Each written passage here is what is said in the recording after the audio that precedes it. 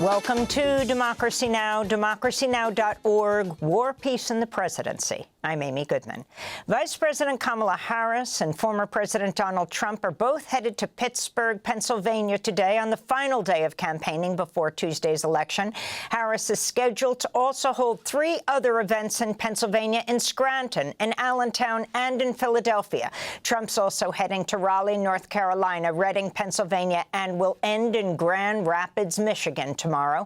More than 78 million voters have already cast their ballots. On Sunday, Trump held a rally in Lititz, Lancaster County, Pennsylvania, where he told supporters he shouldn't have left the White House after losing to Joe Biden 4 years ago. We had the safest border in the history of our country the day that I left.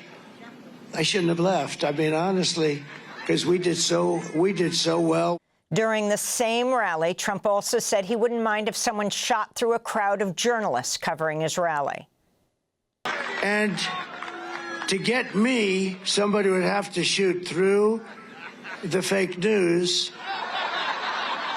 And I don't mind that so much, because I don't mind that. For months, pollsters have predicted the presidential race will come down to 7 battleground states: Pennsylvania, Michigan, Wisconsin, North Carolina, Arizona, Nevada, and Georgia. But over the weekend, the most prominent pollster in Iowa, Ann Seltzer, released the Des Moines Register poll, which showed Harris has taken a shocking 3-point lead in Iowa, which Trump easily won in 2016 and 2020. The poll showed women voters have shifted heavily toward Harris in Iowa, where a 6-week abortion ban took effect in July. In related news, thousands took part in a women's march to the White House on Saturday. We got to stand up for democracy. We have to stand up for a woman's right to have control over her body, control over her life. Women's rights are human rights. And we were back in the hallways. I'm a 77-year-old woman. I remember when women were crying and carrying on with coat hangers and other kinds of means to save their lives. Top United Nations officials are warning again the entire Palestinian population in North Gaza is, quote, at imminent risk of dying from disease, famine, and violence. In a warning issued on Friday, the heads of 15 humanitarian groups wrote, quote, the situation unfolding in North Gaza is apocalyptic. The area has been under siege for almost a month, denied basic aid and life-saving supplies, while bombardment and other attacks continue, unquote. According to UNICEF, Israeli attacks killed more than 50 children over a 48-hour period this weekend in the Jabalia refugee camp. Earlier today, Israeli forces shelled the Kamal Adwan hospital. The hospital's director said multiple children were injured when the Israeli shells struck the pediatric ward and nursery. Israel's also accused of attacking a polio vaccination center in Gaza City, injuring at least 4 children. On Friday, an Israeli airstrike killed Palestinian photojournalist Bilal Mohammed Rajab, bringing the death toll of journalists killed in Gaza to as high as 183 over the last 13 months.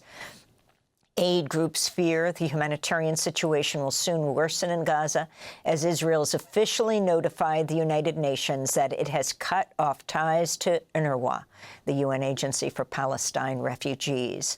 The head of the World Health Organization, Tedros Adhanom Ghebreyesus, condemned Israel's move. This ban will not make Israel safer. It will only deepen the suffering of the people of Gaza and increase the risk of disease outbreaks. On Friday, the Pentagon announced new deployments to the Middle East, including B-52 long-range bombers and ballistic missile defense destroyers. In a statement, the Pentagon said the move was done in part for the, quote, defense of Israel, unquote. Meanwhile, on Capitol Hill, a group of progressive lawmakers led by Rashida Tlaib and Cori Bush have sent President Biden a letter warning the growing U.S. involvement in regional wars in the Middle East has not been authorized by Congress. The lawmakers wrote, quote, these destructive wars must end, as must any unauthorized U.S. involvement in them, they wrote. Here in New York City, protesters took to the streets Saturday to demand no votes for genocide. Protesters decried both Kamala Harris and Donald Trump for supporting Israel's war on Gaza and refusing to back an arms embargo on Israel. Participants at the protest included Claudia de la Cruz, who's running for president on the Party for Socialism and Liberation ticket. We are here to remind the capitalist state that there is an entire movement of hundreds of thousands of people all across this country that has been demanding a ceasefire, that has been demanding an arms embargo, that has been demanding an end to the expansion of genocide and war in the Middle East, and that we have not been heard, we have not been considered, and in that same way we will engage in our political right not to engage with a two-party system that continuously insists on paying for and bombing babies across the Middle East. Meanwhile, in London, pro-Palestinian protesters held a symbolic die-in in front of the British Prime Minister's office Saturday. In Spain, King Felipe, Prime Minister Pedro Sanchez and other officials were met with furious crowds as they toured the flood-stricken Valencia region, where at least 214 people died last week. Locals threw mud at the king and his entourage and shouted out, "Killer, shame, and you abandon us," amidst mounting public outrage over the delayed warnings before the disaster and the slow delivery of aid in the flood's wake. In Colombia, the UN Biodiversity Summit, known as COP16, ended without a much-sought-after agreement on funding by wealthy countries. Greenpeace International said, quote, "The world has lost 5 to 10% of all insect species in the last 150 years. There will be no way out of this terrifying biodiversity crisis if global North countries continue to put money above life on our planet," they said. Negotiators from smaller countries said they had to abandon talks after they stretched past the official end of the summit because they could not afford to change their flight plans. But some good news emerged from the summit as well, including a measure establishing a permanent indigenous consulting body at the UN to weigh in on conservation issues. This is Camila Paz Romero, spokesperson for indigenous peoples at the summit. Esta es una ocasión sin precedentes. This is an unprecedented event in the history of multilateral agreements on the environment. The indigenous groups and the local communities of the world are connected through our knowledge systems on how to take care of life and biodiversity. Let's remember the long way we have advanced with this agreement. This new subsidiary organ is an example for the rest of the world. In it, the different parties recognize the constant need for our complete and effective participation. Environmentalists also welcome progress on the Global Oceans Treaty, which groups hope will be ratified by June 2025, as well as a new measure for drug companies to share profits from products based on genetic data derived from nature. Moldova's EU-aligned president, Maia Sandu, has won a second term following a runoff vote which pitted the incumbent against a pro-Moscow opponent. Sandu's national security advisor accused Russia of massive interference. This is President Sandu at her victory speech. Moldova has been under an unprecedented attack in the history of all Europe. Dirty money, illegal vote buying, the interference in electoral processes by hostile forces from outside the country and by criminal groups, lies, sowing hatred and fear within our society. Our people have united, and freedom and the citizens have won. Peace and hope for a better life have prevailed. Meanwhile, in the Republic of Georgia, prosecutors are investigating allegations of election fraud against President Salome Zurabishvili, refused last week to recognize the parliamentary election victory of the ruling Georgian Dream Party. She accuses Georgian Dream of using Russian-style tactics and propaganda to rig the elections. The EU has suspended Georgia's EU membership process over its foreign influence law passed in June, which critics say is modeled after Russian laws.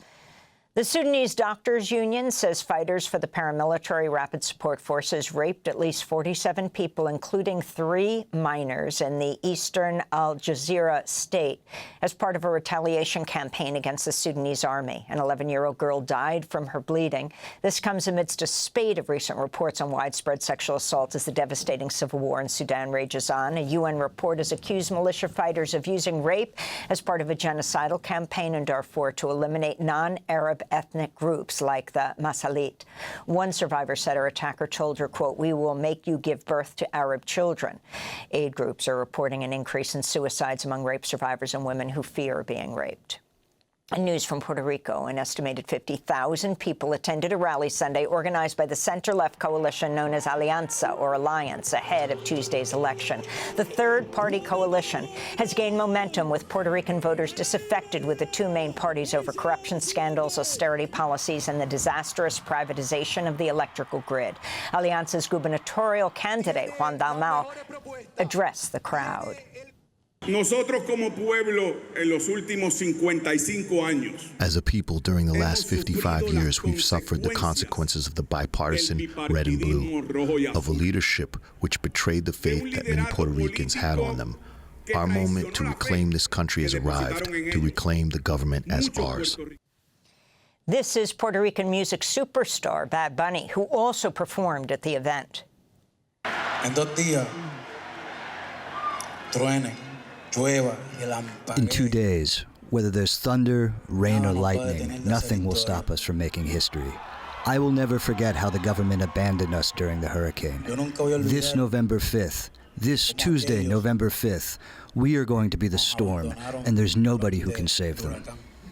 Bad Bunny and other Puerto Rican celebrities like Fat Joe, who will be appearing with Kamala Harris in Pennsylvania today, recently threw their support behind Harris after a conservative so-called comic at Trump's Madison Square Garden rally called Puerto Rico an island of garbage.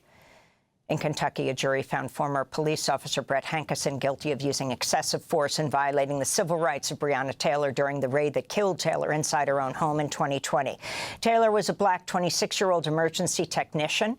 It's the first conviction of any of the Louisville police officers involved in the botched raid. A judge will sentence Hankison on March 12th, just 1 day ahead of the 5-year anniversary of Breonna Taylor's death. He faces a maximum sentence of life in prison. And the musical icon Quincy Jones has died at the age of 91. During a 7-decade career, the trailblazing producer, arranger, and performer won 28 Grammys and helped transform the sound of popular music, from producing Michael Jackson's Thriller to overseeing the all-star recording of We Are the World. And those are some of the headlines. This is Democracy Now!, democracynow.org, War, Peace, and the Presidency. I'm Amy Goodman.